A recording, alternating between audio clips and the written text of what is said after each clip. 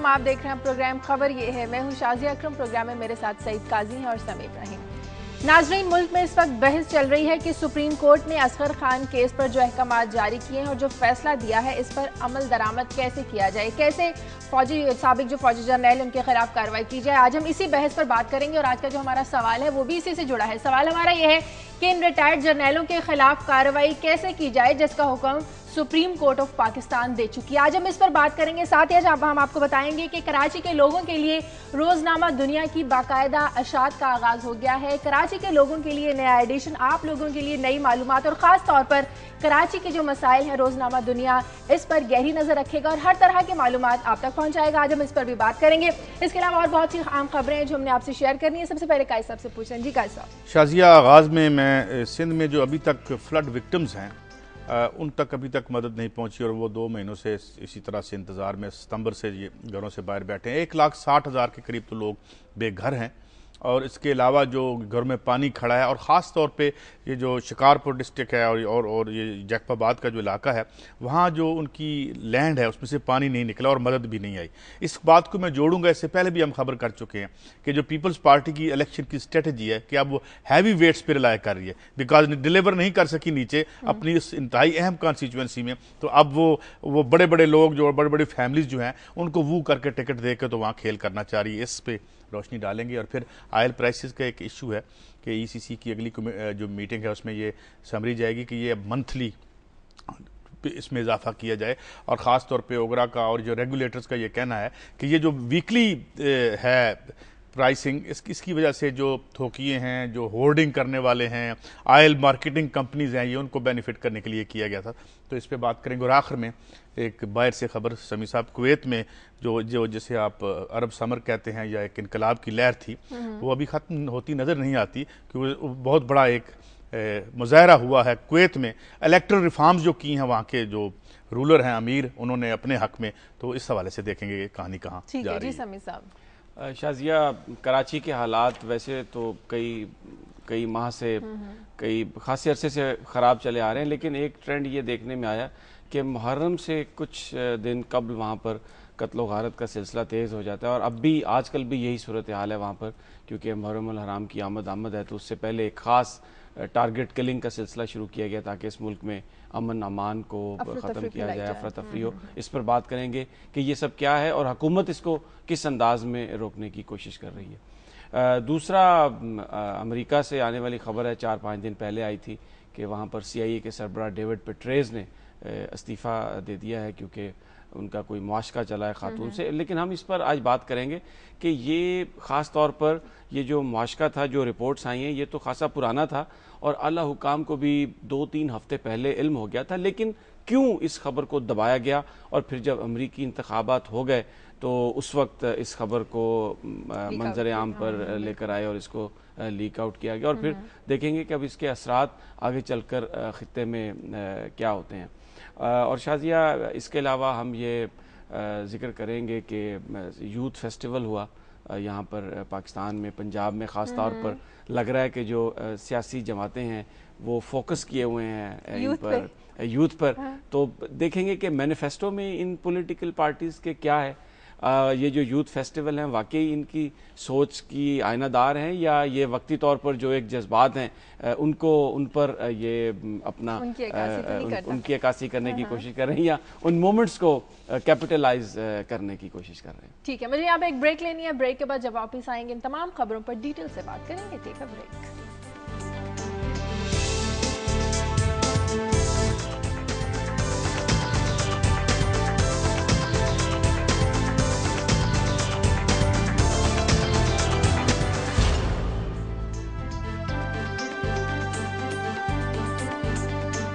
Break کے بعد خوش آمدید ناظرین۔ سپریم کورٹ نے اصغر خان کیس میں واضح ہدایات دی تھی کہ اسد درانی اور اسلم بیگ کے خلاف کارروائی کی جائے، لیکن اب ملک میں یہ بحث چل رہی ہے آیا یہ جو ٹرائل ہے یہ سویلین حکومت کی جانب سے کیا جائے یا فوج کی جانب سے کیا جائے۔ سمیع صاحب، اب یہ ایک نئی بحث چھڑ گئی ہے کہ آیا ان کا ٹرائل کس کی طرف سے کیا جائے؟ اس میں جو خبریں آ رہی ہیں شازیہ، وہ اس میں یہ کہا جا رہا ہے کہ ملٹری بھی اس پر غور کر رہی ہے، ملٹری کی جو جیک برانچ ہے، جو قانونی برانچ ہے، وہ بھی اس پر دیکھ رہی ہے کہ یہ جو جرنلز ہیں ان کے خلاف کیا آرمی ایکٹ کے تحت مقدمہ چلایا جائے، اور یہ بھی دیکھا جا رہا ہے کہ کیا کوئی سیولین قانون ہے جو اس کو استعمال کر کے تو ان کے خلاف مقدمہ چلا دیا جائے. بڑی یہ، لیکن آپ نے جیسے کہا کہ سپریم کورٹ کی واضح ڈائریکشن ہے کہ ان کے خلاف نہیں، ایف آئی اے کو ہدایت انہوں نے دی تھی پولیٹیشینز کے بارے میں، جن لوگوں کے بارے میں الزامات ہیں، انہوں نے کہا کہ اس کو اس ایشو کو آپ بڑھا سکتے ہیں، اس پر مزید آپ انویسٹیگیشن کر کے تو جو اور بہت سارے جو کریکٹرز ہیں ان کے خلاف بھی آپ کارروائی کریں. تو ابھی یہ جو اس وقت جو صورتحال ہے اس میں ایک جو میں آرمی ایکٹ دیکھ رہا تھا اس میں 2-3 سیکشن ہیں ان کے، 31 ہے اس میں. تو یہ ہے کہ اگر کسی نے کوئی پراپرٹی وغیرہ کا فوج میں دھوکہ دہی کی ہے تو اس کو کیا جائے. اب انہوں نے دھوکہ دہی تو نہیں کی، یہ تو ایک آرڈر کو انہوں نے مانا، لیکن ایک سیکشن 40 میں یہ ایک بات اگرچہ ہے تو یہ کیسا پراپرٹی کے معاملے میں، لیکن اس میں ایک بات میں دیکھ رہا تھا وہ یہ لکھی ہوئی تھی کہ اگر کسی کو غیر قانونی طور پر نقصان پہنچایا جائے. اب یہ جو پیسہ آیا اس کی وجہ سے ایک پارٹی کو تو نقصان پہنچایا گیا خاص طور پر، اور وہ غیر قانونی تھا کہ سیل بنا کے آپ ان کو الیکشن ہروانا چاہ رہے ہیں، اور اس پہ پھر باقاعدہ طور پر جو نتائج تھے وہ اس کے مطابق آئے جس مقصد کے لیے پیسہ خرچ کیا گیا تھا. یعنی اب یہ جا کر عدالت میں ثابت کرنے کی ضرورت نہیں ہے کہ جناب نقصان نہیں ہوا تھا، یہ تو ایک پلان تھا. یہ ایک ایسا پلان تھا جو ایگزیکیوٹ ہوا اور اس پلان کے مطابق نتائج آئے اور پیپلز پارٹی کو اقتدار سے محروم کیا گیا، ان کو ہرایا گیا. یہ بھی تھی کہ سرکاری خزانے سے پیسہ اگر استعمال کیا گیا تو سوچا جا سکتا ہے کہ ٹرائی، لیکن اسد درانی نے بھی بیان حلفی میں کہا تھا کہ بزنس کمیونٹی کا پیسہ تھا. نہیں دیکھیں، بات یہ ہے کہ حیثیت کس کی استعمال ہوئی، آفس کس کا استعمال ہوا. یہ سارے جو سیاستدان تھے، اگر اس میں ملٹری انٹیلیجنس یا آئی ایس آئی کے یہ جو سربراہان تھے یا جو ٹاپ لیول کے آفیشلز تھے، اگر یہ اس میں شامل نہ ہوتے تو وہ جو سارے کا سارا بزنس کمیونٹی کا 15-20 کروڑ سے اب کیا کر سکتے ہیں؟ یہ تو کچھ میں ذرا ایک اور اسپیکٹ پہ اب ایک مسئلہ اور قضیہ پیپلز پارٹی کے سامنے آ گیا. جہاں تک اس ججمنٹ کا تعلق ہے مسلم لیگ نون کے خلاف پوائنٹ سکورنگ کا، اس میں تو وہ ظاہر ہے اور وہ کر بھی رہے ہیں، بار بار ٹی وی پہ آ کے ایک پورا ایک جسے کہتے ہیں نا، قائرہ صاحب نے بھی اور آ کے ساری بات. مگر جو حصہ اس کا ہے امپلیمنٹیشن کا ججز کے حوالے سے، اس حوالے جرنیلوں کے حوالے سے 2-3 میٹنگز ہوئی ہیں اور ابھی تک کوئی ڈیسیژن نہیں ہو سکا. اور پیپلز پارٹی نے شنید یہ ہے کہ بات کی اپنے جو ہے، اور اس میں اب 2 گروپ، ایک تو ہاکس ہیں وہ کہتے ہیں جی کریں، اور لیکن زرداری صاحب زیادہ چونکہ سوچ سمجھ کے کام کرتے ہیں تو ایک خیال یہ بھی ہے کہ اس کو آہستہ آہستہ ڈیلے کی، گو سلو پالیسی اختیار کی جائے اور یہ اونس ڈال دیا جائے جو کل کیئر ٹیکرز آئیں گے. اور ہم چونکہ الیکشن قریب آ رہا ہے اور ہم اگر اس وقت ہم کرتے ہیں تو ان کے وہ اپنے وے کر رہے ہیں آپشنز، اور ان کے پاسبل جو آؤٹ کم ہے اس کو وے کر رہے ہیں. تو ابھی پیپلز پارٹی نے ابھی کہا تو ہے، پرائم منسٹر صاحب نے 18 اکتوبر کو کہا تھا کہ جی ہم امپلیمنٹ کریں گے، اور پھر قائرہ صاحب نے بھی کہا جی ہم ضرور کریں گے جب بھی سوال آتا ہے. لیکن جو اندر کی خبریں آ رہی ہیں وہ یہ ہے کہ گو سلو پالیسی رکھ ابھی تک یہ ہے. ایسے ایلیمنٹ بھی موجود ہیں پیپلز پارٹی میں جنہیں آپ ہاکش کہہ سکتے ہیں کہ جی کریں، لیکن زیادہ تر ابھی یہی سینس وہاں پر. اچھا، اس میں تھوڑا سا یہ صرف پیپلز پارٹی کا ڈیسیژن ہو نہیں سکتا، کیونکہ اس وقت جو گورنمنٹ ہے وہ ایک کولیشن گورنمنٹ ہے. اس میں مسلم لیگ کاف ہے، ان کے 50 اراکین اسمبلی ہیں، ایم کیو ایم ہے، اس میں اے این پی ہے، اس میں فاٹا کے لوگ بھی ہیں. پیپلز پارٹی کے تو صرف 122 اراکین ہیں. تو یہ نہایت اہم ہے ان کے لیے کہ وہ جو بھی یہ فیصلہ ہوگا وہ اگر اس پہ کنسنسس ہوگا تو یہ ہو سکتا ہے. اور ابھی یہ بات سامنے آ گئی ہے مسلم لیگ کاف کی جانب سے، تو بڑا اوپنلی یہ سٹیٹمنٹ آئی ہے کہ یہ اداروں کو ایک سازش ہے کہ اداروں کے خلاف لڑائی کی جائے. اور اس میں میرا خیال ہے کہ کوئی بھی جو ڈیسیژن ہوگا وہ اس کو، ایک تو یہ ہے کہ پولیٹیکل ایلیٹ کو بالکل اس میں کنسنسس ہونا چاہیے. بھلے P M L N, People's party, ان کے آپس میں اختلافات ہیں، لیکن اس ایشو پر، کیونکہ یہ بہت اہم ایشو ہے، اس میں کوئی شبہ نہیں ہے، تو اس کو ایک اس انداز میں حل کرنا چاہیے کہ جو مجرم ہیں ان کو واقعی سزا ملنی چاہیے، کسی ادارے کی تضییق نہیں ہونی چاہیے، اور پھر اس ایشو کو پولیٹیکل ایشو بنا کے اگلا الیکشن جو ہے یہ تو چاہیے کی بات ہے نا، چاہیے تو بہت کچھ چاہیے، ہوگا کیا اور کریں گے کیسے. میں تو اس بات میں زیادہ انٹرسٹڈ ہوں. میری اغلب رائے، اب ہم کھل کے اس پہ زیادہ کیا رائے زنی کریں، مگر بات یہ ہے کہ اس کو ہاتھ ڈالتے ہوئے ہر کوئی جو ہے وہ تھوڑا وہ سوچیں گے. اور یہ جو کنسنسس نہ ہے نا، یہ بھی بڑی اللہ تعالیٰ کی بلیسنگ ہے. ہمیشہ اسی طرح مینڈیٹ کو کاٹ پھاڑ کے دیا جاتا ہے کہ جب کوئی وائٹل ایشو ہو، بڑا کام کرنا ہو، نہیں یہ کہنا جی 50 آدمی ادھر ہیں ہم تو نہیں یہ کام کر سکتے. تو یہ باقاعدہ اس طرح کی بساط بچھائی اس لیے جاتی ہے کہ کوئی میننگ فل ڈیسیژن ہو ہی نہ سکے. اچھا، رویداد خان کا بھی انٹرویو آپ نے دیکھا ہوگا، وہ کہتے ہیں ایوان صدر رویداد خان نے رات انہوں نے ایک نئی بات کی، لیکن ان کی باتوں میں نہ کوئی وزن تھا نہ وہ کوئی دلیل دے رہے تھے. ان کا یہ کہنا تھا کہ یہ جو جنرل اسلم بیگ تھے انہوں نے یہ کام کرنا تھا، انہوں نے کر لیا، اور غلام اسحاق خان کو تو بدنام کیا جا رہا ہے. غلام اسحاق خان کو تو پتہ ہی نہیں تھا، انہوں نے تو آئی جی آئی بنائی بھی نہیں. لیکن وہ پھر ان سوالوں کا جواب ان کے پاس نہیں تھا کہ اگر آئی جی آئی انہوں نے نہیں بنائی تو بعد میں پھر آئی جی آئی کو حکومت کس طرح سے دے دی گئی، اور پھر غلام مصطفیٰ خان جتوئی کو انہوں نے نامینیٹ کیسے کر دیا prime minister, care taker prime minister کے لیے. تو اب میں جو ہمیشہ صاحب یہ تو ہوتا ہے نا، دورانی صاحب کو بھی تو آپ نے سفیر لگا دیا تھا نا، آپ کی پیپلز پارٹی کی لیڈرشپ کو پتا تھا نا دورانی صاحب نے یہ سب کچھ کیا ہے، وہ کیوں سفیر لگے بھائی؟ یہ سیولین جو آپ کی ہے، ان کی جو سیولین کا جو سٹیٹس ہے وہ ہمارے سامنے ہے. دیکھیں اس میں یہ تو اس بات سے تو تعلق ہی نہیں ہے. اسد درانی کو اگر سفیر لگایا گیا پیپلز پارٹی کی گورنمنٹ تو that was entirely different thing. اس وقت تو بات یہ ہے ایک پارٹی کا مینڈیٹ جو ہے انہیں پتا ہے، اور وہ ہی is in communication with then prime minister, ان کے ساتھ ان کے علم میں وہ پھر لگا رہی ہیں. یہی رویداد خان رات بات کر رہے تھے کہ بہت سارا جو فیصلے کیے جاتے ہیں وہ بظاہر ایسا لگتا ہے کہ یہ سیاستدانوں کے فیصلے ہیں، لیکن وہ سیاستدانوں کے فیصلے نہیں ہوتے، وہ کہیں اور طے کیے جاتے ہیں. یہی بات وہ کہہ رہے تھے. لیکن پرٹیکولرلی غلام اسحاق خان اور آئی جی آئی کریکشن کے حوالے سے جو ان کا آرگومنٹ تھا نا، وہ بہت ساری جو دوسری چیزیں ہیں ان کو کنیکٹ کرنے میں کامیاب نہیں ہو رہے تھے. مطلب جب آپ کا کہنا ہے کا مطلب یہ کہ تمام سیاسی جماعتیں جو بھی اس وقت حکومت ہے ان کا کنسنسس ہونا ضروری ہے. یہ پیورلی نا ایک عملیت پسندی کی پریگمیٹک سیاست ہو رہی ہے اس وقت، کوئی نظریاتی سیاست تو ہے ہی نہیں. اس میں کیا ہے؟ تالے آزمائی ہے، اور کون آگے کون پیچھے، کون بنے گا وزیر اعظم، اگلا صدر کون ہوگا، یہ ساری کہانی. ویسے عام طور پر یہی ہوتا ہے، مگر کچھ ادوار ایسے ہوتے ہیں جب نظریاتی سیاست کی اوور ٹونز بڑھ جاتی ہیں، جس طرح دنیا کے کچھ حصوں میں ہے، جس طرح لیٹن امریکہ میں ہم دیکھ رہے ہیں،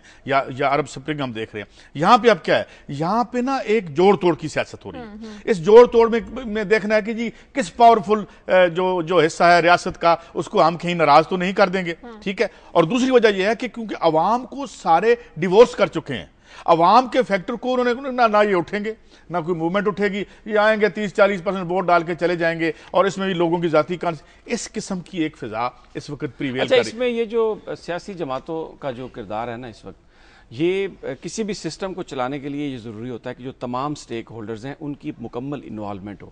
ہمارے ہاں جو اس وقت سیاسی جماعتیں ہیں نا، ان کا ہمیں عوام سے ایک ڈسکنیکٹ نظر آتا ہے. کل وہ ہمارے راؤ اویس صاحب جو پروڈیوسر رہے ہیں یہاں پر، ان کی کیونکہ شادی تھی تو آپ بھی تھی، سب تھے وہاں پر، تحریک انصاف کی لیڈرشپ بھی جمع تھی، اور موضوع گفتگو یہی تھا. گفتگو کے دوران وہاں پہ 2-3 صاحب تھے وہ کھڑے ہو گئے، اور جو تحریک انصاف کے لوگ تھے انہوں نے ان سے کہا کہ بھئی آپ فیصلہ کیوں نہیں کرتے کہ آپ نے کس کو پارٹی ٹکٹ دینا ہے. اس نے کہا آپ تو لاہور میں بیٹھے ہیں یا کسی دوسری جگہ پہ بیٹھے ہیں، ہم دیہاتوں میں ہیں، ہمیں تو تھانے دار کے کلچر نے برباد کر دیا، دوسرے لوگوں نے برباد کر دیا. آپ اپنے امیدواروں کا فیصلہ کریں تاکہ ایک چیز سامنے آئے.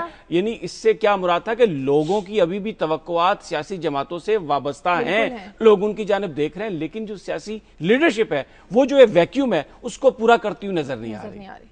یہ دیکھیں نا، میں بھی تو یہی بات کر رہا ہوں نا کہ جب آپ اسٹیک ہولڈرز کی بات کریں، عوام کو تو ہم اسٹیک ہولڈر مانتے ہی نہیں ہیں. دیکھیں نا اب کیا جو ہم خبر اٹھاتے ہیں پتہ چلتا ہے ادھر جی جو اگر تیل کی پرائسز بڑھ رہی ہیں تو وہ او ایم سیز کو فیسیلیٹیٹ کرنے کے لیے عوام کے جو نمائندے ہیں، ہم کیوں پارلیمنٹ میں ان کو بھیجتے ہیں؟ کیا کرنے جاتے ہیں پارلیمنٹ میں؟ کہ جہاں ریگولیٹر بیٹھا ہوا ہے، جہاں تھوکیے کا وکیل بیٹھا ہوا ہے، وہاں ہمارا نمائندہ بیٹھا ہوا ہے کہ بھئی دیکھو ہمارے انٹرسٹ گارڈ ہو رہے ہیں یا نہیں ہو رہے. یہی بات کل پارٹی میں ہو رہی تھی کہ بھئی یہ ایشو ہے. اچھا اس میں نا ایک تھوڑا سا جو میرا ان سے جو آرگومنٹ جو مختلف ہے نا وہ یہ ہے، سعید صاحب یہ کہتے ہیں کہ وہ بالکل ایک ان کا یہ خیال ہے کہ یہ جو سارے کا سارا نظام ہے، سیاستدان ہے، یہ ڈیورس دے چکے ہیں عوام کو. میں یہ کہتا ہوں کہ انہوں نے عوام کو ڈیورس تو نہیں دی، لیکن یہ اتنے نااہل ہیں کہ یہ جو اس وقت چیزیں چل رہی ہیں، اپنی کرپشن تو ان کی اپنی جگہ پر، لیکن یہ ان کو ادراک ہی نہیں ہو رہا اس بات کا. یعنی یہ جو ڈسکنیکٹ ہے اس کو وہ کنیکشن میں بدلنے کے لیے جن اقدامات کی ضرورت ہے، مثلا مینیفیسٹو لے کے آئیں. آپ سیدھا کل بھی یہی بات ہو رہی تھی کہ عمران خان صاحب کھل کے یہ کہیں کہ جس کے پاس روٹی نہیں ہے روٹی دوں گا، علاج دوں گا، تعلیم دوں گا. کیسے؟ اب میں مینیفیسٹو پڑھ رہا تھا سب کو، اس میں مینیفیسٹو میں عمران خان صاحب نے یہ کہا جی میں جو تعلیم کے اور ہیلتھ کے شعبے میں جو بجٹ ہے اس کو ڈبل کر دوں گا. اب 860 روپے آپ تعلیم پہ خرچ کر رہے ہیں پورے سال میں, تو آپ اس کو کر دیں گے کیا 2000 کر دیں گے, اس سے معاملہ حل نہیں ہوتا. آپ کو بڑا کلیئر آ کے بتانا ہے, آپ کہیں کہ جناب میں اس کو اتنا لے کے جاؤں گا اور اس سے اتنی انویسٹمنٹ اس شعبے میں ہوگی. ابھی دیکھیں نا, میرے مثالوں سے پھر آپ ناراض ہو جاتے ہیں, مگر ابھی جو بجٹ ہیوگو شیورز نے دیا ہے 37% ہاؤسنگ, تعلیم اور صحت, 37% آف دی بجٹ اس نے رکھا ہے, انپریسیڈنٹڈ دنیا میں, اسی گلوب پہ دے رہا ہے. یہ بھی دے اور دیا تھا پیپلز پارٹی نے اپنا پہلا بجٹ جو دیا تھا وہ 43% اس کو ایلوکیٹ کیا تھا, 2.5% سے کچھ نہیں ہونا. تو یہ ہے ایشو. اچھا, یہ جو میں تھوڑا سا اس پہ رہنا چاہتا ہوں, یہ بہت امپورٹنٹ ایشو ہے.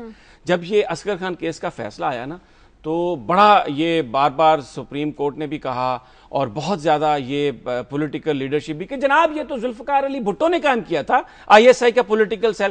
یعنی یہ ایک بتانے کی کوشش کی گئی کہ جو سیاست میں انوالومنٹ ہے وہ در حقیقت آئی ایس آئی کی ذوالفقار علی بھٹو نے شروع کی. اب میں نے ریسرچ کیا اس پہ, میں آپ کو بتانا چاہتا ہوں, یہ بالکل صحیح ہے, نوٹیفیکیشن نہیں ہوا تھا. ذوالفقار علی بھٹو نے ایک مراسلہ لکھا تھا آئی ایس آئی کو, آئی ایس آئی کے سربراہ کو, کہ آپ ایک پولیٹیکل ونگ بنائیں. اس کی بیسس کیا تھی؟ جو کیبنٹ کی جو ڈیفنس کمیٹی کی میٹنگز ہیں اس کے جو منٹس اویلیبل ہیں, اس میں یہ ایک بات ایک میٹنگ میں لکھی ہوئی ہے کہ اس وقت کے آئی ایس آئی کے سربراہ انہوں نے یہ ایک ڈیفنس کمیٹی کی جو میٹنگ تھی اس میں یہ بتایا کہ کچھ سیاستدان ہمارے ایسے ہیں جن کے روابط ہندوستان سے ہیں, اور اس بات کو اس وقت اس لیے اہمیت دی گئی کہ اس سے چند سال قبل پاکستان 2 حصوں میں تقسیم ہوا تھا. مشرقی پاکستان میں انڈیا کی انوالومنٹ اتنی تھی کہ وہ علیحدہ ہو گیا, جس پر ذوالفقار علی بھٹو نے یہ لیٹر لکھا کہ آپ ایک سیل بنا کے ایسے سیاستدانوں پر نظر رکھیں جن کے انڈیا کے ساتھ تعلقات ہیں. اور میں آپ کی انفارمیشن میں ایک اور اضافہ کر دوں, کون تھے اس وقت آئی ایس آئی کے سربراہ؟ جنرل جیلانی, جو بعد میں پنجاب کے گورنر بھی بنے, جو نواز شریف صاحب کو سیاست میں لے کے آئے. تو یہ جو ایسی جو ذوالفقار علی بھٹو جو اس وقت کے وزیر اعظم تھے, انہوں نے فیصلہ کیا جو اس وقت کی انٹیلیجنس کہہ رہی تھی کہ آپ یہ کریں, قومی اداروں پر اعتماد کرتے ہوئے. تو کیونکہ آئی ایس آئی کے سربراہ نے یہ کہا تھا تو انہوں نے کہا کہ ہاں جی آپ, اب اسی چیز کو ان کو ڈیفیم کرنے کے لیے بھی استعمال کیا جائے. لیکن صحیح بات, بنیادی طور پر آپ کو کہنے کا مقصد یہ کہ ان کا مقصد کچھ اور تھا. دیکھیں وہ بات ہی ساری اور تھی. جب آپ آدھا سچ بولتے ہیں تو اس سے آپ کنفیوژن کریٹ کرتے ہیں. اصل میں ہوتا یہ ہے کہ دیکھیں, ہاں بریک لے لیں پھر بعد میں بریک لینی ہے. بریک کے بعد جب واپس آئیں گے تو آپ کو بتائیں گے کہ روزنامہ دنیا کراچی میں کس طرح سے دھوم مچا رہا ہے. ایک بریک کے بعد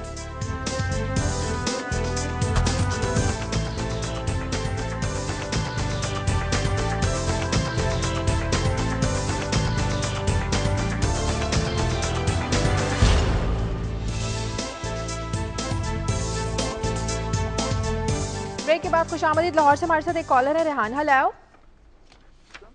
ہلو. ہیلو, السلام علیکم. جی السلام علیکم. جی ریحان بات کر رہا ہوں میں لاہور سے. جی جی آپ کو جون سا ہے نا, میں سب سے پہلے تو روزنامہ دنیا کی کراچی سے اشاعت پر مبارکباد پیش کرتا ہوں. Thank you. Thank you. اور اس کے بعد آپ کے ایشو پر میں یہ کہنا چاہوں گا کہ میں سمجھتا ہوں کہ سیاستدانوں کو فوج کے ساتھ زیادہ ملوث دکھایا گیا ہے, اور اس ایشو میں یہ سمجھتا ہوں کہ گورنمنٹ کو انیشیٹو لینا چاہیے اور گورنمنٹ کو ٹھوس اقدامات کرنے چاہیے تاکہ آگے اس طرح کی صورتحال پیدا نہ ہو. ٹھیک ہے, تھینک یو, بہت شکریہ آپ کا. اچھا سب سے پہلے تو ایک جو انہوں نے بات کہی ہے نا, سیاستدانوں کو زیادہ ملوث دکھایا گیا, یعنی اس میں بھی یہی ایسا لگ رہا ہے جیسے سیاستدانوں کو آپ نیچا دکھانے کی کوشش کر رہے ہیں. ایک تھوڑا سا میں ذکر کروں گا, اسد درانی صاحب کا انٹرویو میں نے دیکھا ایک ٹیلی ویژن پر, اور وہ کہہ رہے تھے نیوکلیئر ایسٹس کے حوالے سے جو بات ہوئی تو انہوں نے کہا, سوال یہ تھا کہ آپ نے اس وقت کی وزیر اعظم بے نظیر بھٹو کو بھی اس بات سے علم رکھا بہت ساری باتوں سے, تو ان کا آگے سے کیا کہنا تھا کہ ہاں جتنا ایک وزیر اعظم کو انفارمیشن ہونی چاہیے تھی اتنی انہیں دے دی گئی تھی. بھائی آپ کون ہیں یہ طے کرنے والے کہ جو عوام کا نمائندہ ہے, جو اس ملک کا الیکٹڈ ریپرزنٹیٹو ہے, اس کو کتنی انفارمیشن چاہیے؟ وہ تو پارلیمنٹ فیصلہ کرے گی اور وہ پرائم منسٹر فیصلہ کرے گا, آپ کا تو کوئی اختیار نہیں ہے. دوسری بات, میں نے مرزا اسلم بیگ صاحب کا بھی انٹرویو دیکھا, یعنی قائد صاحب ایک بات میں کہوں گا کہ ان دونوں جو یہ اشخاص تھے, معمولی سی ان کے چہرے پر کوئی ندامت نہیں تھی, کوئی شرمندگی نہیں تھی. جو ایک اردو کی بات ہے نا, چوری اور سینہ زوری, یعنی سینہ وہ تان کے یوں کہہ رہے تھے کہ جناب لافل جو ایکٹس ہیں ان پر ہم نے عمل درآمد کیا. بھائی آپ نے کون سے لافل یہ ڈیسیژن تھے؟ ساری کی ساری ایک چور بازاری تھی جو آپ کر رہے تھے. بات صرف اتنی سی ہے کہ یہ چور بازاری, دیکھیں یہ چور بازاری کب سے ہو رہی ہے؟ جب سے پاکستان بنا ہے. اس طرح کی بیہائنڈ دا سین یہ پہلی دفعہ بات سامنے آئی ہے, اور سپریم کورٹ کا ایک ورڈکٹ آ گیا. اور یہ کالر کی بات بالکل صحیح ہے کہ وزارت داخلہ کو آرٹیکل 6 کے تحت مقدمہ چلانا چاہیے, کیونکہ آئین کی خلاف ورزی ہوئی ہے. اتنے وہ جو لوگ ہیں, بے شک وہ انہوں نے انڈیویجول کیپیسٹی میں کام کیا, لیکن اگر آپ اس وقت ان لوگوں کو ایک عام آدمی بنا کر سڑک پہ کھڑا کر دیتے تو میرا خیال ہے کوئی آدمی جاتے ہوئے ان کی طرف دیکھتا بھی نہ. یہ تو ساری کی ساری رونق اس لیے یہ لگی ہوئی تھی قائد صاحب کہ اتنے بڑے بڑے عہدوں پر تھے اور سارے اختیارات ان کے پاس تھے۔ صحیح، اب ہم بات کر لیتے ہیں روزنامہ دنیا کی۔ صحافتی صنعت میں ایک نیا چینج ہے، ایک تبدیلی ہے، انقلاب ہے، اور جس طرح سے روزنامہ دنیا کراچی سے اس کی اشاعت ہوئی اور جس طرح سے مقبولیت کی طرف یہ جا رہا ہے، کل قائد صاحب آپ کا پرنٹ میڈیا سے خاصا آپ کا ایک گہرا تعلق ہے، آپ نے کبھی دیکھا کہ اس طرح سے ایک دم سے اخبار آیا اور چھا گیا؟ لاہور اور فیصل آباد سے پہلے ماشاءاللہ سے مقبولیت کافی، اور کل کراچی میں جس طرح سے دھوم مچائی۔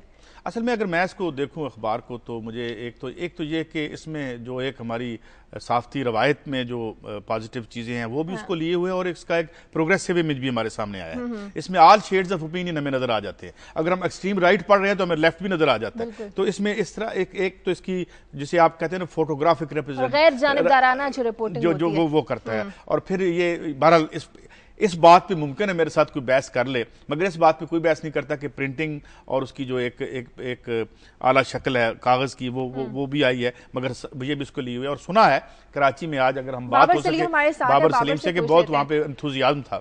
بابر، ہم نے دیکھا کہ لوگ بہت خوش ہیں، ایک نیا چینج ہے، انقلاب ہے، ریڈرز کے لیے بالکل ایک چینج ہے، کس طرح کے تاثرات ہیں پڑھنے والوں کے لیے جنہوں نے آج صبح روزنامہ دنیا لیا؟ شادیہ تھوڑا سے مسئلے میں پریشانی میں آ گیا ہوں میں، مجھے اپنے لیے ایک کاپی چاہیے، لیکن اب کراچی کے بہت سارے اسٹالز پہ کاپی نہیں مل رہی ہے، تو آپ اندازہ لگائیں کراچی میں لوگ جو ہیں، یہاں ہماری جو ہاکرز سے بات ہوئی جو لوگوں کے گھروں تک اخبار پہنچاتے ہیں، ان کا کہنا یہ ہے کہ 2 ماہ قبل ہی لوگوں کی جانب سے یہ پوچھا جانا شروع کر دیا گیا تھا کہ روزنامہ دنیا کب آ رہا ہے، اور آج جب آیا ہے تو اس کے ہم چشمدید گواہ ہیں۔ ہم نے دیکھا کہ کس طریقے سے لوگوں کا جوش و خروش تھا، اور یہ اخبار اس وقت بہت ساری جگہوں پہ ڈھونڈے نہیں مل رہا ہے، کاپیز مسلسل پہنچائی جا رہی ہیں تاکہ کراچی کے ایک ایک شہری تک اس کے جذبات اور اس کے احساسات جو ہیں وہ صحیح صحافتی زبان میں جو ہے اس کے سامنے آ سکیں۔ جی اچھا، لوگ کیا کہہ رہے ہیں؟ لوگوں کو ہر وہ چیز پڑھنے کو دیکھنے کو ملی جو ایک صبح صبح ریڈر دیکھنا چاہتا ہے، پڑھنا چاہتا ہے؟ دیکھیں جی شادیہ، اخبار بڑا ایک تو پڑھا لکھا طبقہ ہی اس کی طرف اٹریکٹ ہوتا ہے، جو لوگ پڑھ نہیں سکتے وہ نہیں، لیکن hم نے بہت سارے لوگ ایسے دیکھے جو تصویریں اور کاغذ دیکھ کر ہی اس اخبار کا جو ہم کہیں کہ مزہ تھا وہ لے رہے تھے۔ اس کے پیپر کے لے آؤٹ سے لے کر اس کی رپورٹنگ اسٹائل تک ہر چیز ہی لوگوں نے سراہا، اور یقینی طور پہ کراچی میں جس طریقے سے محنت کی گئی، پورے پاکستان سے محنت کی گئی اس اخبار کے لیے، وہ آج جو ہے ایک پھل کی صورت میں یقینی طور پہ سامنے آیا ہے۔ اچھا بابر، میں آپ سے یہ سوال کروں گا، میں یہیں سے آپ کو آگے لے چلتا ہوں، جو کراچی کی صورتحال ہے اس پہ یقیناً آج روزنامہ دنیا کی بھی بڑی سٹوری کراچی کی صورتحال ہی ہوگی، کیونکہ اب یہ کراچی سے آ رہا ہے، تو وہاں پر یہ جو کلنگ ہے، جو ساری صورتحال ہے، اس کو آپ کس نظر سے دیکھتے ہیں؟ کیا یہ ہم محرم سے پہلے جو ہر سال ہوتا ہے ایک خاص طبقے کو نشانہ بنایا جاتا ہے، خاص فرقے کو نشانہ بنایا جاتا ہے تاکہ کوئی امن امان کا سلسلہ پیدا ہو، افراتفری ہو، اس کا کوئی لنک ہے، یا جو گزشتہ کئی ماہ سے ایک لہر چلی آ رہی ہے کراچی میں وہ آپ سمجھتے ہیں اس کی ذمہ دار ہے ان ہلاکتوں کی؟ سمیع صاحب، بڑی کمپلیکیٹڈ سچویشن ہے، کیونکہ بہت مختلف بیانات اس دفعہ ہم سن رہے ہیں۔ سیاسی رہنما تمام ہی پولیٹیکل پارٹیز کے، چاہے وہ حکومت کے الائنس میں ہوں یا نہ ہوں، وہ مختلف بیانات دیتے ہیں۔ کل ہم نے سنا کہ عالمی طاقتیں جو ہیں وہ کراچی کے حالات خراب کر رہی ہیں۔ افسوسناک بات یہ ہے کہ کراچی کے شہریوں کے تحفظ کے لیے ذمہ داری لینے کے لیے کوئی شخص تیار نہیں دکھائی دیتا۔ کراچی میں مخصوص فرقے کی ٹارگٹ کلنگ جو ہے، اور وہ بھی محرم الحرام سے قبل 2 مخصوص فرقوں کو جو ہے وہ براہ راست ٹارگٹ کیا جا رہا ہے۔ یقینی طور پہ کراچی پولیس جو ہے وہ نہ صرف ناکام ہوئی ہے، بلکہ دیگر لا انفورسرز جو کراچی میں اس تمام صورتحال کو کاؤنٹر کرنے کے لیے موجود ہیں، وہ بھی براہ راست جو ہے وہ ذمہ دار ہیں اس تمام تر ناکامی کے۔ دوسری جانب پولیٹیکل ول جو ہے وہ اس طرح ابھر کر سامنے نہیں آ رہی کہ عام آدمی کے جان و مال کے تحفظ کے لیے کمیونٹی جو ہے وہ کھڑی ہو جائے، تو یہ بھی ایک بڑا حساس اور سنجیدہ معاملہ ہے جس پہ شاید اب سیاستدانوں کو بھی اور ایڈمنسٹریشن کو بھی سوچنا ہوگا۔ اچھا یہ بابر، کیونکہ آپ نے بھی گفتگو میں یہ ذکر کیا کہ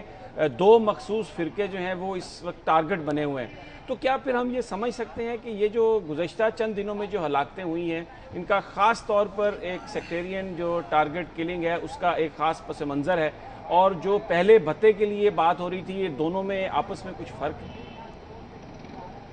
समी साहब, भत्ते का जो इशू है वो अब पसे पर्दा है। कराची में जो इशू सामने है, जो सबसे ज़्यादा सेंसिटिव इशू है कराची का, वो है फिरका वाराना टारगेट किलिंग्स। और अब जो है वो इस कदर इस आग को भड़काया जा रहा है कि पानी झलते झलते भी महसूस होता है कि शायद ये फौरी तौर पे ना बुझे। लेकिन इस तमाम सूरत हाल में प्रोएक्टिव मेजर्स जो हैं वो हम समझ रहे थे कि सामने आएंगे। गुज़िश्ता सब रेंजर्स को इस चीज़ की जो है वो हिदायत थी कि शहर भर में छापे मारे जाएं और वो अनासिर जो कराची की बदअमनी में मुलविस हैं उन्हें गिरफ्तार किया जाए। जिसके बाद हमने कल रिपोर्ट किया कि निस्फ दर्जन से ज़ायद कलअदम तंजीमों के तकरीबकार जो हैं वो रेंजर्स ने मुख्तलिफ इलाकों से हिरासत में लिए। लेकिन ये पहली दफ़ा नहीं है समी साहब, कराची में 100 अफराद का कातिल, 150 अफराद का कातिल और 250 अफराद का कातिल भी हमने रिपोर्ट किया है। लेकिन कोर्ट से बाहर आने में उस आदमी को ज्यादा टाइम नहीं लगता ऐसे खतरनाक मुल्जिम को। उसकी वजह कराची पुलिस का जो है वो गैर संजीदा रवैया है। ठीक है, बहुत शुक्रिया बाबर सलीम आपका। हम यही दुआ करते हैं कराची में अमन अमान कायम और खास तौर पर जो मुहर्रमुल हराम का महीना है ये खैर आफियत से गुजर जाए। ये इस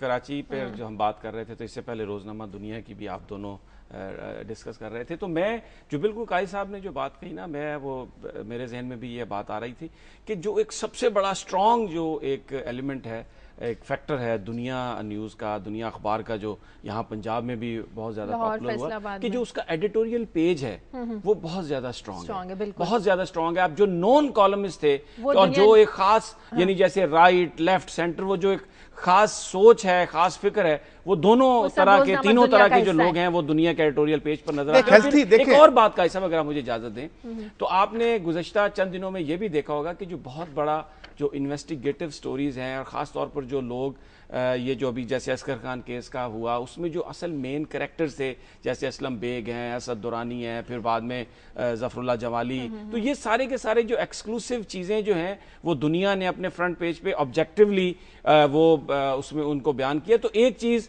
ख़ास तौर पर ये मैं समझता हूँ कि जब एक आदमी कारी एक अखबार उठाता है ना, तो खबर को वो देखता है कि ये एनालिसिस के खबर के नाम पर एनालिसिस नहीं छापा गया, खबर को खबर बना के पेश किया गया और कारी पर छोड़ दिया गया कि वो इसके बारे में जो यानी उसके माइंड को इन्फ्लुएंस करने की कोशिश नहीं की जा रही। एक कॉलर है लिया से अब्दुल रहमान। हेलो जी, अस्सलाम वालेकुम। जी वालेकुम सलाम जी, मैं सबसे पहले तो आपको जो है दुनिया न्यूज की जो अखबार है इसकी शाख जहाँ जहाँ से उसमें मुबारकबाद पेश करता हूँ, खसूसन मियां आमिर महमूद साहब को और तमाम टीम को। उसके साथ साथ यहाँ पर जो गुफ्तगू हो रही है सेक्टेरियल इशू के हवाले से, तो मेरी अपनी एक साइड है कि इसमें मीडिया का एक बड़ा अहम रोल बनता है। मीडिया की सबसे बड़ी जो एक, आप तमाम इश्यूज पे सियासतदानों को और दीगर लोगों को जब आप रगेदना शुरू करते हैं या उनका पोस्टमार्टम शुरू करते हैं, तो आप इंतहाई बेबाक होते हैं और आप वो तमाम हदें क्रॉस कर जाते हैं जो आम जिंदगी में नहीं होती। लेकिन जब ये हमारा एक ज़हनी मसला है, जब सेक्टेरियल इश्यूज पे बात होती है, तो हम उन तबकात का, उन फिरकों का नाम लेना भी इंतहाई डर डर के हमारा मीडिया लेता है कि कौन सा शख्स है क्या नहीं। भाई, जिस मुल्क को आपने ज़ियाउल हक के दौर से ये आपने शुरू किया कि जनाब आपने यहाँ पर एक खास तासुर पैदा कर दिया कि जनाब ये मुल्क फलान ये बना था, फलान नाम पे बना था, फलान नाम पे बना था, उन लोगों को फंडिंग हुई, उन लोगों को प्रमोट किया गया, उन लोगों को तरक्की दी गई। उसके बाद वो बोतल से जब आपने एक दफा जिन निकाल दिया है, अब उसे आप बोतल में दोबारा डालने की कोशिश करें, उसमें मीडिया का बहुत बड़ा किरदार है। आप क्यों नहीं आप ये कोई कराची का मसला नहीं है, कराची में 1.5 करोड़ अफराद हैं, क्या कोयटा में ऐसा नहीं हुआ, क्या चल्लास में ऐसा नहीं हुआ? सही, बहुत शुक्रिया अब्दुल रहमान आपका। तो ठीक कहते हैं, हमें जो भी है रिस्पॉन्सिबिलिटी जो हमें पोर्शन या फिक्स करनी चाहिए। और दूसरी बात यह है कि जो समी साहब ने भी बात की थी, मैं इसको भी मालियाती सरमाए की बात ही समझता हूँ। यहाँ पे रिलीजियस फैनेटिसिज्म को भी कब्जों के लिए इस्तेमाल किया जाता है और किया जा रहा है, और वही पॉलिटिकल पावर और अल्टीमेटली पैसे की पावर, ये सारा। और इसमें मैं फिर अर्ज कर दूँ कि इसमें जो ब्लैक मनी है जो कि यहाँ से यहाँ शुरू हुई थी ज़ियाउल हक के दौर से, ये 1970 से कहा जाता है कि जी ब्लैक मनी का जो रोल आया जो हमारी सियासत में, जो हमारी सियासत को भी उधेड़ रहा है, हमारे समाज की जो है वो उसको भी बर्बाद कर रहा है। तो ये बिल्कुल ठीक कहते हैं ये। अच्छा, मैं भी इस पे ज़रा, उन्होंने जो कॉलर ने बात की है ना, उनका जो पॉइंट ऑफ व्यू था वो ख़ास तौर पर ये था कि आप जब सियासतदानों पर तनकीद करते हैं तो आप तमाम हदें क्रॉस कर जाते हैं, लेकिन जब आप ये सेक्टेरियन वायलेंस पर करते हैं तो आप फिरकों का नाम तक नहीं लेते। ये बात उन्होंने सही कही کہ نام نہیں لیتے، لیکن اس کی ایک وجہ ہے. نام نہ لینے کی وجہ کوئی ڈر نہیں ہے، کوئی خوف نہیں ہے. اس کی وجہ یہ ہے کہ ہم جو فسادات کی کوشش ہو رہی ہے، ہم یہ اس طرح کی باتیں کر کے ان چیزوں کو ہوا نہیں دینا چاہتے، خبر ہم پہنچاتے ہیں. اس میں کوئی شک نہیں کہ محرم سے پہلے جو شیعہ کمیونٹی ہے اس کو خاص طور پر نشانہ بنایا جاتا ہے، اور اس کی وجہ کیا ہے؟ اس کی وجہ یہ ہے کہ افراتفری پیدا ہو. یہ جو اور یہ اب جو بہت سارے شیعہ حضرات بھی اس بات کو سمجھتے ہیں، اس لیے آپ دیکھتے ہیں کہ ماس لیول پہ، میسز لیول پہ آپ کو کوئی پروٹیسٹ نظر نہیں آتا، کیونکہ وہ یہ سمجھتے ہیں کہ یہ ایک وہ مخصوص ذہن ہے جو اس ملک میں افراتفری پیدا کرنا چاہ رہا ہے. اور یہ اچھا، اس میں ایک اور بات یہ بھی ہے، یہ وجہ بھی ہے کہ ہم بیان اس لیے نہیں کرتے کہ یہ چیزیں فیول نہ ہو، لیکن ہم سچ بول رہے ہیں. آپ نے سوال بڑا سچا کیا ہے. یہ بات بھی صحیح ہے کہ ایک مخصوص ذہن کے لوگ جس طرح دوسرے شعبوں میں حاوی ہیں، غالباً وہ میڈیا پر بھی حاوی ہیں، جو اس طرح کی سچویشن کریٹ کرتے ہیں کہ جس کی وجہ سے ان گروپس کا نام، جس طرح وہ کالر نے کہا، ہم لوگ نہیں لے پاتے. اچھا، میں تھوڑی سی ایک خبر کی بات کر لیتا ہوں. یہ جو میں نے فلڈز کی بات کی تھی، 2 مہینے گزر چکے ہیں اور یہ لاکھوں لوگ باہر بیٹھے ہیں، اور اس میں 1,60,000 لوگ جو ہیں وہ تو بالکل ہوم لیس ہو گئے ہیں، اور تقریباً 5 لاکھ لوگ جو ہیں. اور یہ 2 خبریں، یہ جو وزٹ کیا تھا صحافیوں نے وہاں پہ، ایک شکارپور میں اور ایک جیکب آباد میں، تو وہاں پہ لوگ مہینوں سے باہر بیٹھے ہیں، گھروں میں ان کے پانی کھڑا ہے، اور جو ان کی فصلیں ہیں وہاں بھی پانی کھڑا ہے. ان سے وعدہ کیا گیا تھا، اور وہ سارے بتا کے آ رہے ہیں. وہ شروع ایسے کر رہے ہیں: we are the voters of Pakistan Peoples Party but no one amongst ruling leaders is extending his help and. یہ یعنی ہم پیپلز پارٹی کے ظاہر ہے زیادہ تر پیپلز پارٹی کے ووٹر سندھ میں ہی ہیں، تو یہ وہ بیٹھے ہوئے ہیں گھروں سے باہر، اور مبینہ طور پہ کچھ سامان گیا بھی ہے. تو میں نے جو کچھ دن پہلے ایک رپورٹ آپ کی خدمت میں پیش کی تھی کہ اب جو وہاں پہ ایک الائنسز بن رہے ہیں، شیرازیز جو ہیں یا اونر جو ہیں یا لینڈ اوننگ بگ فیملیز جو ہیں، ان کو پیپلز پارٹی وو کر کے، حالانکہ یہ وہ لوگ ہیں جو ماضی میں پیپلز پارٹی کو مشکل کے وقت بھی چھوڑ کے بھی جاتے رہے ہیں، ورکرز تو کبھی نہیں چھوڑتے، تو ان پہ یہ رلائے کر رہی ہے. تو جب آپ کی سیاست ایلیٹسٹ ہو جاتی ہے تو پھر ہم کسی اور سے گلہ نہیں کر سکتے. دیکھیں، اگر یہ ابھی تھوڑی دیر بعد سمیع صاحب کہہ رہے تھے، جنرل جیلانی کا نام لے رہے تھے، یہ وہ، تو ان کے آگے سے اسٹوڈیوز کون بنے؟ ان کو اگر کسی نے کنفرنٹ کرنا تھا تو وہ کس نے کرنا تھا؟ وہ نہیں کیا کسی نے کنفرنٹ. اور کیا ان کو عہدوں پہ دوبارہ واپس لے کے آتے ہیں آپ، اور ان کو وو کرنے کی کوشش کرتے ہیں، پھر آپ کے ساتھ وہی ہوتا ہے. اور اصل بات کیا ہے کہ یہ جو آپ کی کانسٹیچوئنسی جہاں پہ پانی کھڑا ہے، یہاں سے آپ کی ویکنس شروع ہوتی ہے کسی بھی ریاستی دھڑے کے مقابلے میں.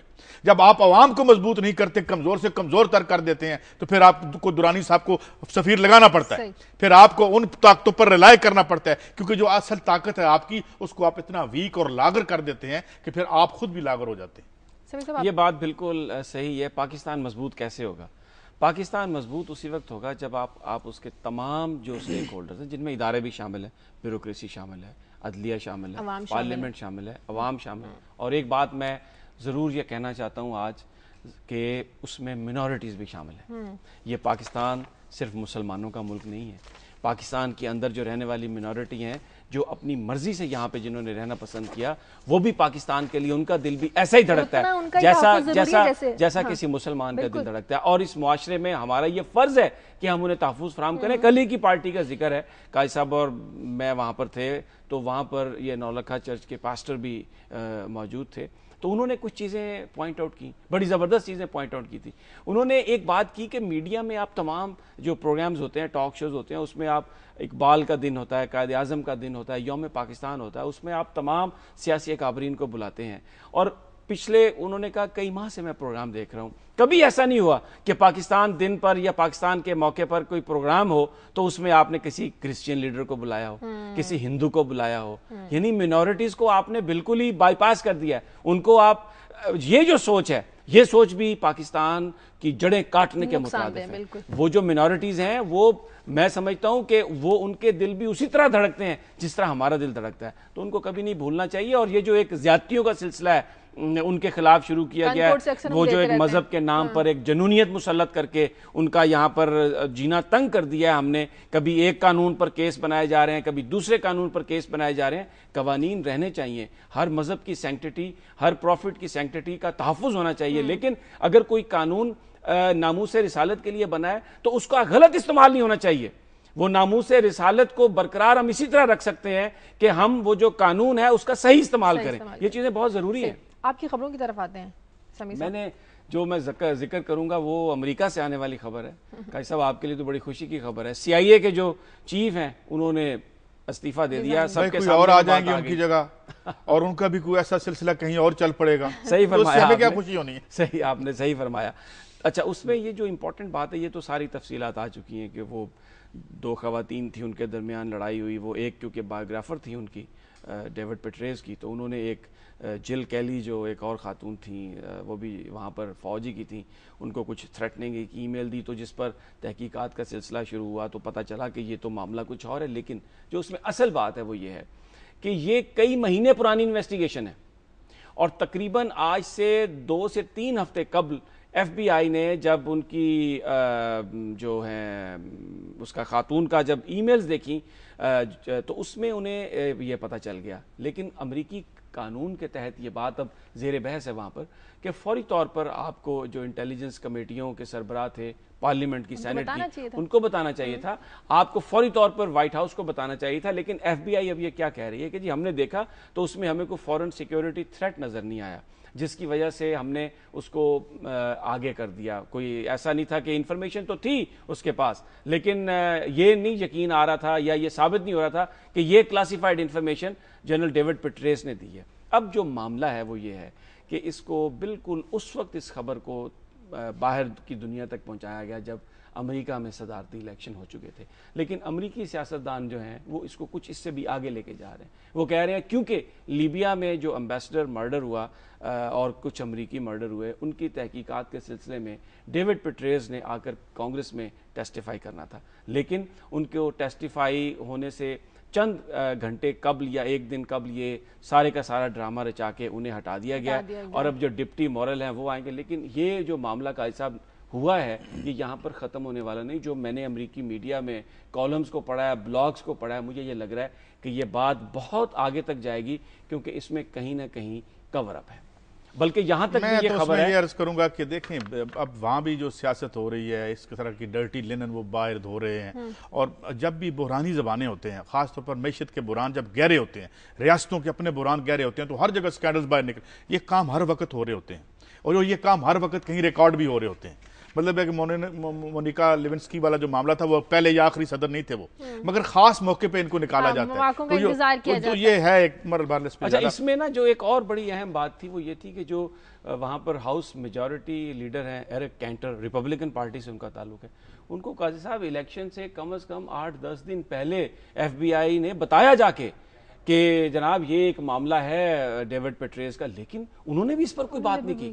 انہوں نے بھی ایک اس کی وجہ یہ بھی بیان کر رہے ہیں کہ کیونکہ وہ الیکشن نتائج کو متاثر نہیں کرنا چاہتے تھے اس اسکینڈل کی وجہ سے, ان نیسیسری کسی چیز کو جس میں پریزیڈنٹ ملوث نہیں ہے اس کو ہائی لائٹ کر کے اس کو خراب نہیں کرنا چاہتے تھے. اچھا, یہاں پر بھی کچھ ایسی صورتحال آئی ہے کہ عمران خان صاحب کی پارٹی نے لیٹر لکھا ہے الیکشن کمیشن کو کہ یہ پنجاب میں جو سارے اشتہارات چھپ رہے ہیں اس میں آپ میاں نواز شریف صاحب کی تصویر یہ لگ رہی ہے, تو یہ الیکشن نتائج کو انفلوئنس کرنے کی بات ہے. میاں نواز شریف کا پنجاب گورنمنٹ سے کوئی تعلق نہیں ہے, وہ اپنی پارٹی کے سربراہ ہیں, تو پنجاب گورنمنٹ کے جو اشتہارات ہیں ان پر ان کی تصویر کیوں چھاپی جا رہی ہے, اس لیے اس کو روکا جائے. تو یہ مجھے لگ رہا ہے کہ ہمارے ہاں بھی یہ جو بحث ہے یہ, کیونکہ اس سے پہلے الیکشن کمیشن نے چودھری پرویز الہی صاحب کو ناروال جانے سے روک دیا تھا, تو ابھی دیکھتے ہیں کہ اس پر کیا ہوتا ہے. بہت سے اس طرح کی باتیں, کیونکہ اگر گورنر اور صدور وہ جو ہیں اور جو وزرائے اعلیٰ اور وزرائے اعظم, وزیر اعظم جو ہیں, اگر وہ سرکاری خزانے پر الیکشن کمیشن نے یہ جاتے ہیں مختلف علاقوں میں اور ایک طرح کی الیکشن کیمپین چلاتے ہیں, تو پھر یہ جو قومی خزانہ ہے اس کا استعمال تو آپ کر رہے ہیں. دیکھیں کل بھی ایک بحث ہو رہی تھی وہاں جب ہم جہاں بیٹھے تھے, کل ہمارے ایک پروگرام میں بھی بحث ہو رہی تھی جی کہ وہ جو ہیں وہ ترین صاحب کے جہاز میں بیٹھ کے جاتے ہیں اور عمران خان اس کا دفاع بھی کر رہے تھے. بھائی مجھے ایک بات بتائیں, election is a very expensive business. ابھی وہ کہہ رہے ہیں جی 25 جو ہم جو ہے وہ کیا نوجوانوں کو لے کے آئیں گے, اگر ان کی موٹی تکڑی پیچھے فائنانشیل بیک گراؤنڈ نہ ہوئی تو نوجوان ہی رہ جائیں گے, آگے نہیں پہنچیں گے. میاں منظور وٹو صاحب جو کارکنوں کا انقلاب کرنے کے لیے آئے تھے پنجاب میں, وہ گورنر ہاؤس میں بیٹھ کے تو کر رہے ہیں کام. اس لیے ایک میں نے بندے سے پوچھا کہ یار گورنر ہاؤس میں تو کارکن جا ہی نہیں سکتا بیچارہ, نہیں وہ کیسے پہنچے گا گورنر ہاؤس میں, تو اتنی بار پولیس کھڑی ہوئی, تو یہ انہوں نے کہا بھائی خرچہ کون کرے گا, تو خرچے سے بچنے کے لیے انہوں نے اپنا کیمپ ہی گورنر ہاؤس میں لگا لیا. پیپلز پارٹی کے ورکر جناب بٹو صاحب ہیں نا, اس قسم کے ورکر انہیں ملتے رہیں گے اور ان کی ایکسیس ان تک ہوگی. ختم ہو گیا, خبریں بیچ میں رہ گئی ہماری بہت ساری, بہرحال چلیں. لیکن میں چاہ رہا تھا کہ یہ جو آئل پرائسنگ ہے اس پہ ہم بات کرتے اور یہ جو کارٹل جو ہیں وہ کیسے انفلوئنس کر رہے تھے اور کیسے جناب کی حکومت نے ہفتے میں یہ عوام کی کھال اتروائی ہے, اس پہ کل بات کریں. ایک نمائندے نے مجھے فون کر کے کہا کہ یہ قاضی صاحب جو بار بار آپ کو کہتے ہیں نا آپ کی حکومت, کیا یہ واقعی آپ کی حکومت ہے؟ میں نے کہا یہ قاضی صاحب سے پوچھیں. پروگرام کا وقت ختم ہو گیا. پروگرام کے لیے فیڈ بیک دیجیے خبر@duniatv.tv پر. اجازت دیجیے, اللہ حافظ.